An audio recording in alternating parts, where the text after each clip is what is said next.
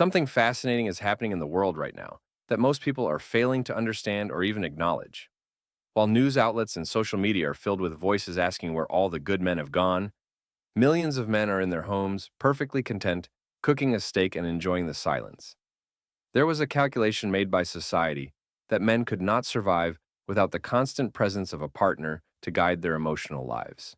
The assumption was that loneliness would eventually break them and drive them back into a rigged dating market, no matter how toxic it became.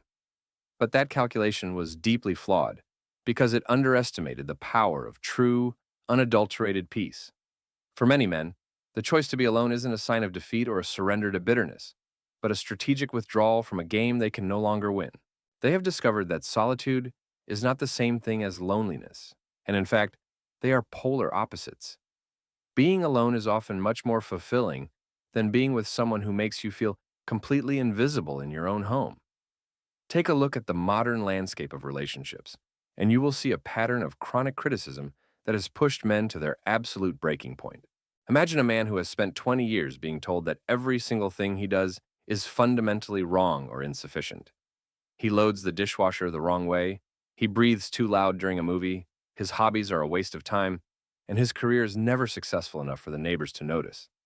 Eventually, that man realizes that he is not a partner in a loving union, but a perpetual performance reviewer's favorite target. When that man finally walks away, something miraculous happens to his mind, his body, and his spirit. His blood pressure drops, his sleep improves for the first time in decades, and he can sit in his own living room without feeling like he's walking on eggshells. This transition from chaos to calm is what we are going to explore deeply today, because it is changing the fabric of our society. We are going to look at why men are thriving in solitude and why the silence of a clean house is becoming more addictive than the noise of a toxic relationship. This is not about anger, it is not about misogyny, and it is certainly not about bitterness. It is about a rational, cold-blooded cost-benefit analysis of what it means to live a modern life. If the juice is no longer worth the squeeze, the only logical move for a sane person is to stop squeezing. Let's talk about the heavy reality of chronic criticism and how it slowly erodes the male soul over years of cohabitation. Most men enter relationships as natural problem solvers, providers, and protectors of the tribe. We are wired by thousands of years of evolution to fix things, to improve situations, and to ensure the safety and happiness of those we love. But when you are in a relationship where the goalposts are constantly moving, your internal compass begins to spin uncontrollably. You come home from a 10-hour workday, physically and mentally exhausted, looking for a sanctuary and a place to rest your head. Instead, you're met with a lecture about a coffee cup left in the sink, or a pair of shoes that weren't put away fast enough. You try to relax for 15 minutes with a video game to decompress, and you are immediately labeled as immature or lazy. You work overtime to provide a better life, a better house, and a better car, and then you are criticized for never being present for the small things. Eventually, the realization hits you like a tidal wave that there is absolutely no path to victory in this environment. Every choice you make leads to a different flavor of failure in the eyes of a partner who is chronically unhappy with her own life. It is a psychological trap where your partner's internal crisis becomes your daily burden to carry and solve. She may be screaming about a sock on the floor, but we all know that it isn't actually about the sock. It is about her own unresolved trauma, her dissatisfaction with her career, or her boredom with life. Yet, you have become the safest and most convenient punching bag for her existential frustration. This is what I call emotional terrorism, where the peace of the home is held hostage by the whims of an unpredictable mood. Men are remarkably loyal creatures, often staying in these emotional prisons for decades because we feel a deep duty to stay committed to the vow. We sacrifice our friendships with men we grew up with because she doesn't like them or finds them bad influences. We abandon our hobbies, our collections, and our passions because she finds them annoying or expensive. We even distance ourselves from our own families to avoid the inevitable drama that she might cause during the holidays. We edit ourselves into a smaller, quieter, and more hollow version of who we once were, just to keep the peace for one more night. But peace that requires the total destruction of your own identity is not peace. It is a slow-motion surrender of your humanity. One day something clicks in a man's brain, and it is usually sparked by the smallest and most unexpected moment of clarity. Perhaps he sees a divorced friend who's actually smiling and laughing again.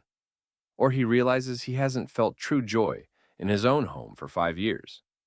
Suddenly, the idea of living alone doesn't look like a tragedy to be avoided at all costs. It looks like a long overdue promotion. The prospect of no more walking on eggshells becomes more attractive than any romantic fantasy sold to us by Hollywood.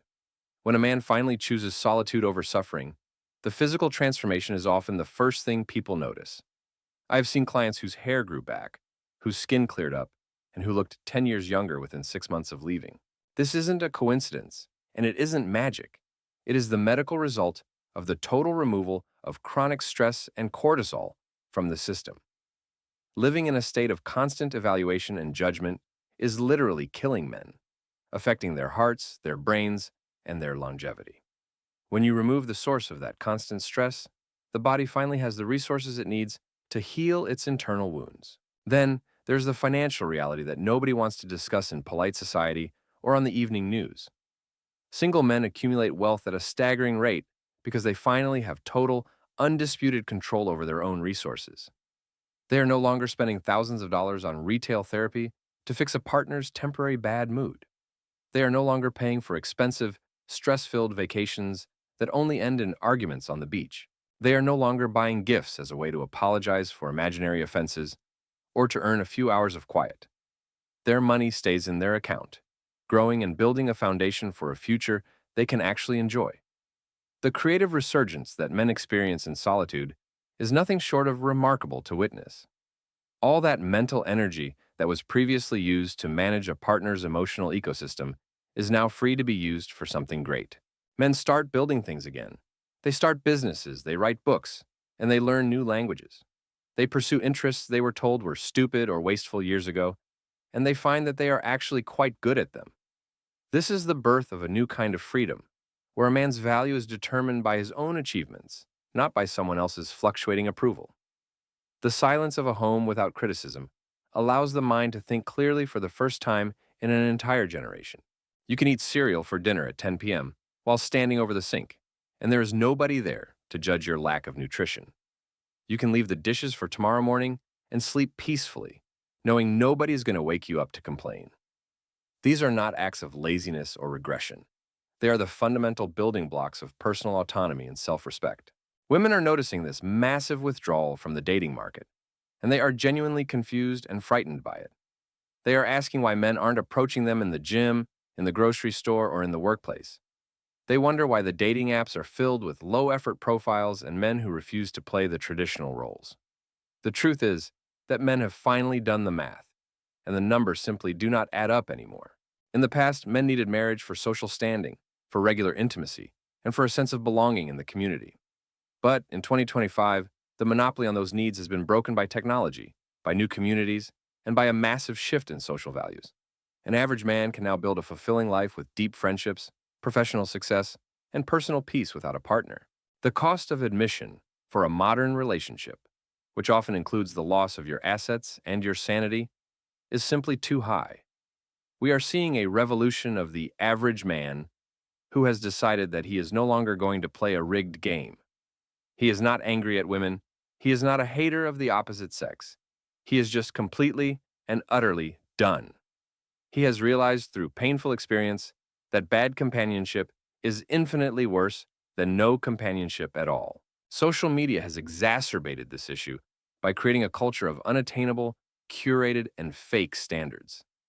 Many people are comparing their real-life, hard-working partners to the highlights of influencers on Instagram. She sees a video of a millionaire renting a stadium for a proposal and wonders why her partner only took her to a nice dinner. She doesn't see the debt behind the scenes, the scripted nature of the video, or the infidelity that is hidden from the camera. Real relationships, with their flaws, their bills, and their everyday routines, cannot compete with these digital fantasies. Men feel the weight of these impossible expectations every single day they wake up. You're expected to provide like a man from the 1950s while accepting the dynamics of a modern world that often devalues you. You're told to be vulnerable and open with your feelings, but when you show weakness, the respect she had for you often vanishes. You are told to lead the household, but every decision you make is met with a committee-style interrogation and doubt. Eventually, you just stop leading, you stop sharing your heart, and you stop trying to bridge the gap. This is why solitude feels like a warm, safe blanket to a man who has been shivering in the cold of a dysfunctional relationship.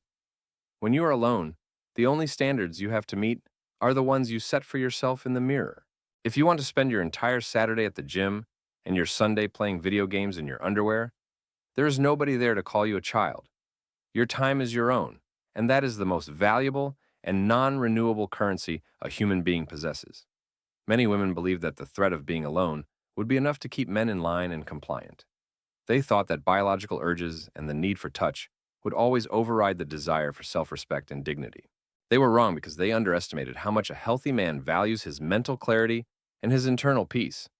A man who likes himself and respects his own journey does not fear being alone with his thoughts. In fact, he cherishes those moments of quiet contemplation more than anything else. He finds purpose in his work, strength in his male friendships, and genuine joy in his personal progress. The rise of the happy single man is a rational, biological response to an irrational and hostile dating environment. It is a market correction where the buyers have decided that the product is overpriced and consistently under-delivering on its promises. This doesn't mean that love is dead or that romance is over, but it means that the toxic substitute for love is no longer being accepted. Men are finally setting boundaries and enforcing them with the ultimate power: the power to walk away and stay away. If a relationship adds stress to your life instead of subtracting it, there is no logical reason to stay. If your partner treats you like a project to be fixed or a child to be managed, there is no reason to commit. If you are cast as the villain in her story, regardless of how much you sacrifice, there is no reason to keep playing the character. The ultimate solution for your mental health is to stop trying to make chronically unhappy people happy. You cannot sacrifice your way into someone else's satisfaction, no matter how hard you try or how much you give. If they are miserable internally, no amount of flowers, luxury vacations, or diamonds will change their biological wiring. The best thing you can do for your soul is to choose the peace of the quiet room and the comfort of your own company. Rebuild your friendships with the men you haven't seen in years because they were too loud or too much for her. Go back to the hobbies that made your eyes light up with passion before someone told you they were a waste of time and space. Focus on your health, focus on your wealth, and focus on your mission in this world. You will find that the world doesn't end when you become single. It actually begins to open up in ways you never imagined. You will discover that you are a more capable, more creative, and more powerful version of yourself without that weight. The future of this world belongs to men who respect themselves enough to refuse a bad deal and a rigged game. It belongs to those who understand that being alone is a high privilege and a sacred space, not a punishment from society. As more men wake up to this reality, the dynamics of modern relationships will eventually have to change out of necessity. But until they do, enjoy the silence of your own home and the freedom of your own mind. Enjoy the fact that your house is exactly the way you want it to be, every single day. Enjoy the fact that your money is yours and your time is yours to spend as you see fit. You have escaped the plantation of impossible expectations and the cycle of constant soul-crushing criticism. You have found the one thing that no amount of money or social status can ever buy: true, lasting peace of mind. And once you have tasted that peace, you will never let anyone take it away from you ever again. Thank you for listening to this message, and always remember that your internal peace is your greatest power. Take care of yourselves, stay strong in your boundaries, and I will see you in the next one. The world is changing, and you are the one in control of your own narrative now. Do not let the fear of loneliness drive you back into a cage that you worked so hard to escape. There is a strength in being the master of your own domain that no relationship can ever replicate. Whether you are 35 or 65, it is never too late to reclaim your life from the noise of others. Build your sanctuary, protect your energy, and live your truth without apology. The silence isn't empty. It is full of the potential of who you were always meant to be. Keep moving forward, keep building, and never look back at a life of eggshells. You deserve a life where you are respected, or you deserve a life where you are alone. There is no middle ground that is worth your sanity or your health. Stay peaceful, stay focused, and stay free.